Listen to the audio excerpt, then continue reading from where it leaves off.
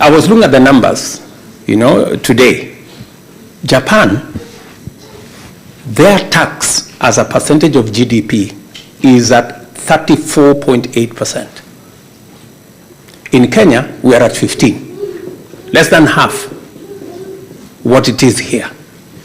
If we have to develop our country, Kenyans must roll up their sleeves and develop their country. Our country is not going to be developed by others.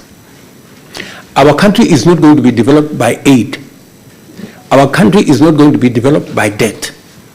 Our country is going to be developed by us.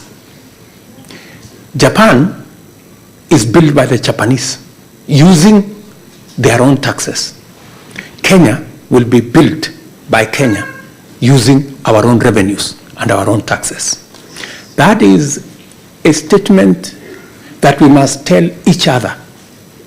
The one thing that I have committed myself to do is that we must then provide a guarantee that every Kenyan who pays for whatever service or pays whatever tax, that money should not be stolen by anybody.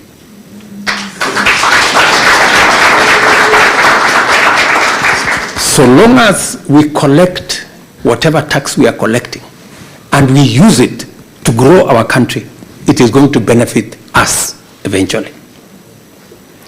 The one thing we must never do, and I will not do as president, is to say that there will be free lunch, that the country is going to be developed by borrowing money from other people, that the money is going to, that Kenya is going to be developed by others, and that it's going to cost us nothing to develop our country. That one I will not do, and I will not encourage you to do. And that is why I don't mind, People call me names. But you see, when you are doing the right thing, your conscience is clear that you are doing the right thing. And I will do the right thing for our country, irrespective of what names people call me, including Zakayo. Good delivery from President Ruto. He wants Kenyans to pay more taxes. But is that realistic when we compare Kenya's economy to Japan's? That's the big question I think that the president should also answer. When you look at the two countries in terms of GDP, ours is about $116 billion, while that of Japan is over $4 trillion. And Japan is the fourth largest economy in the world.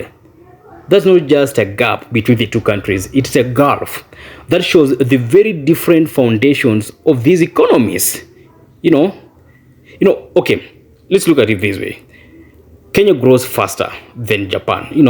Our economic growth is around 5% a year.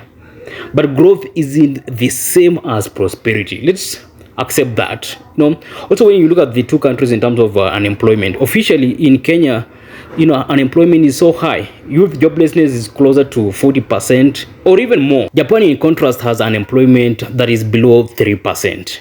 So when Japan raises taxes, most citizens are employed and able to pay. Now look at Kenya. In Kenya, a tax hike lands on a much smaller base of formal workers that is already overstretched. Any hike in taxes can lead to further retrenchment. Now look at the wages. In Kenya, the average salary is around 5,500 USD a year. In Japan, it is closer to 40,000 a year. That is USD.